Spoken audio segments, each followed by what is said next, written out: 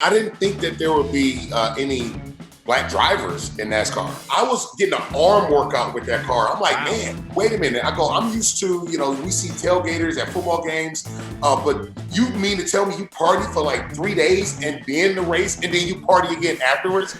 It's nuts, man.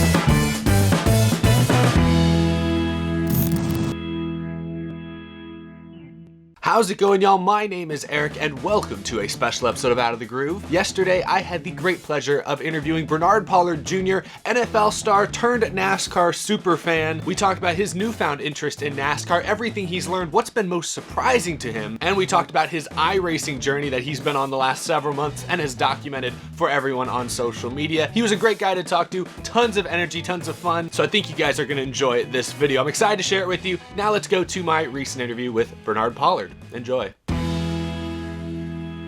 How's it going, everyone? My name is Eric, and welcome to this week's episode of Out of the Groove. Today, I am joined by the great Bernard Pollard Jr. How's it going, man? Thanks for being on.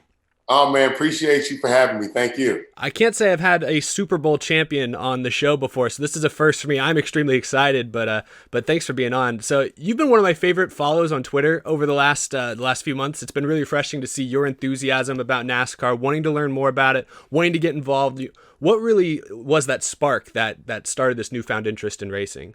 Well, I think one of the biggest things for me, my wife was watching the news, CNN, and they ended up, I think they were interviewing Bubba Wallace.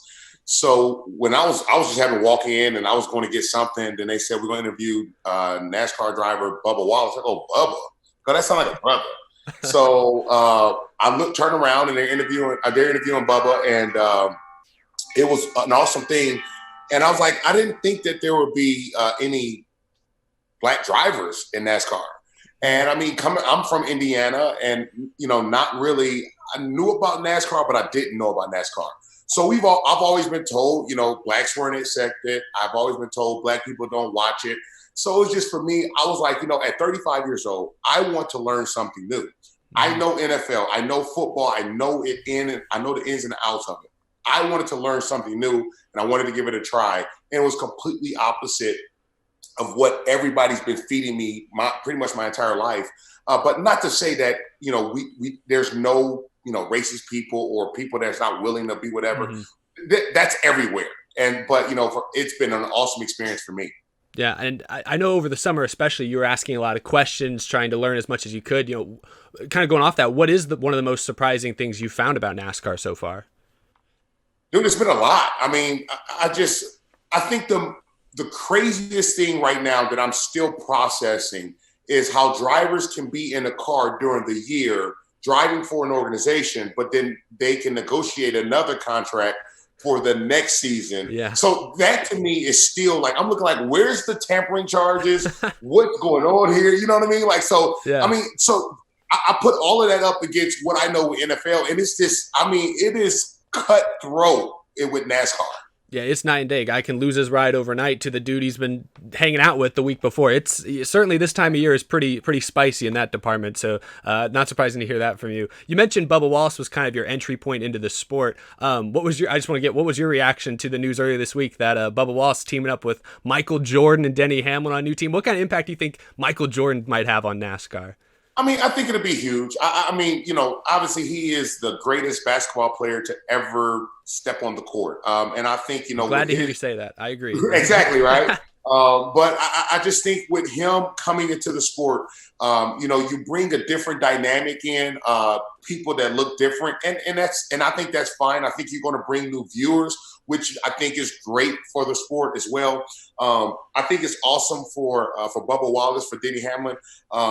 So I'm excited about it, and I just, I've been hearing so many people say Bubba needs a new car, Bubba needs new performance, whatever it may be. So it's going to be interesting to see how he performs next season with this new team. Yeah, they haven't released all the details about the team, but the way it looks, he's probably going to get an equipment upgrade. So, yeah, I think it's definitely exciting for anyone who's a Bubba Wallace fan or a Denny Hamlin fan or a Michael Jordan fan. I kind of agree with you. I don't see any way to look at that news and take it as a bad thing. I think that's awesome for the sport. But I know this year's been different, but I also want to ask you, have you had the chance to go to a race in person yet? I have not. So we got a couple things.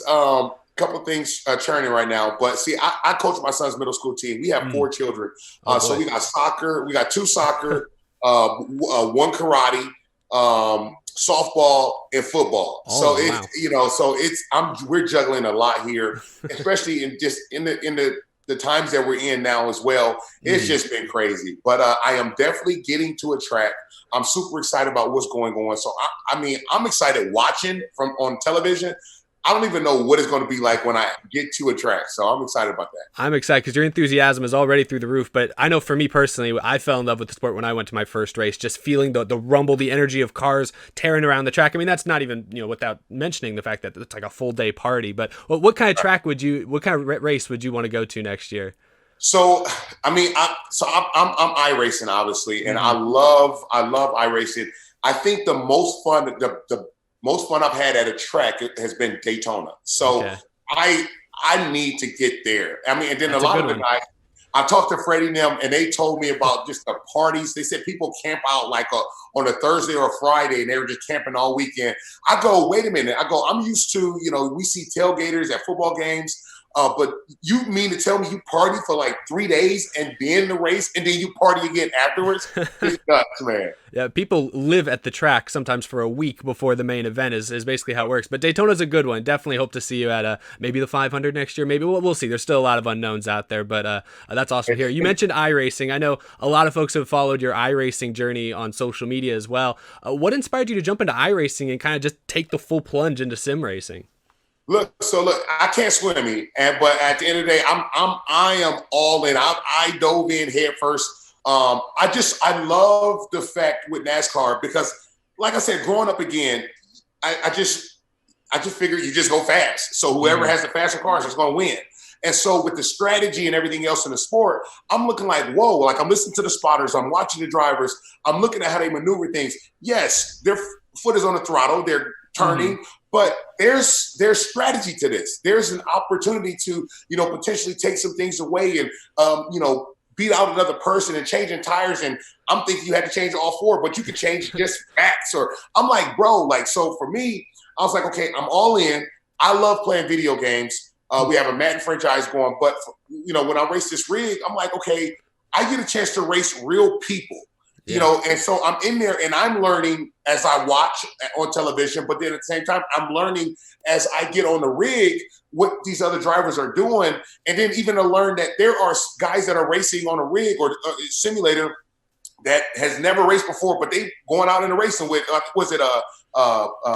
William Byron. He's the big one, yeah. Right. So I'm looking like, that is awesome to me that I can do this and learn so much. So, yeah. Yeah, I love it. It's a great entry point because it costs a lot of money to buy a real race car and find a real racetrack somewhere. And what happens when you tear that thing up? Sim racing, you can hit the wall as many times as you want. It's not going to add a dime to your to the thing there. So that's awesome to hear. You also ran in our. I was one of the folks that hosted the California Clash this last week, and that, from what I heard, that was one of your first times in the 1987 older style car. What was your experience like driving those things for the first time? I will never, ever drive that car again. It was mean, huh? It was. So it's beautiful. But I think for me, like I've just been practice. I practiced on it a few times, and I was freaking spinning out on my own, just trying to get I was getting an arm workout with that car. I'm like, man, it's tough to handle. You obviously got to ride that thing for a long time, and I've been used to the racing in my rookie class and D class, and now I'm in C class. So I've been used to those. Now I'm in trucks. So it's just like getting used to that. It's just a whole different feel. So my game plan was just to go in, to learn, to get exposed to a lot of different talent. And I did. I took pointers from a lot of different guys in there. And as I tell people all the time, I was not first. I surely was not in the middle, but I wasn't last. So I'm excited. That was a win for me. Hey, you beat NASCAR Hall of Famer Bobby Labonte in that race. So hang your hat on that one. That's not too bad for your first try in those cars. Well, that's awesome. Well, before I let you go, Bernard, this has been great getting to know you a little bit, but we're still a few weeks away from the championship, the finale. I want to get your quick take. Who's your championship pick for the Cup Series this year? Man, Kevin Harvick is an animal. It's tough to go against him now, yeah. It's tough to go against him. They call him the closer for a reason. And, you know, so him and Dale, obviously Dale isn't driving like that competitively anymore.